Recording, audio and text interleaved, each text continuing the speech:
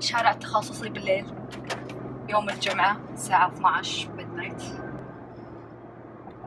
بأمان وسلام، وإذا إنك تسوقين كويس وما أنت متوترة ما حد بيجيك. حاجز الخوف عند النساء لابد إنه ينفك، ما راح يفكها إلا إحنا. كل امرأة من نفسها هي تفكها، لا تستنى أخو يجي يساعدها ولا أبو يجي يساندها، كل امرأة تسويه مع نفسها.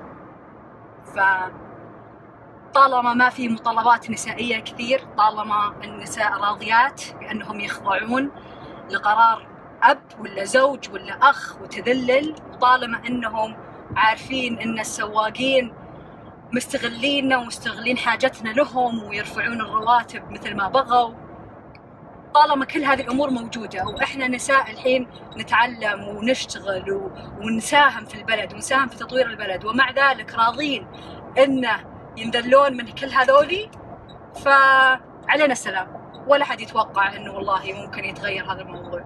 هذاني أنا قاعد أسوق في شارع التخصصي والحمد لله ما صار ولا شيء.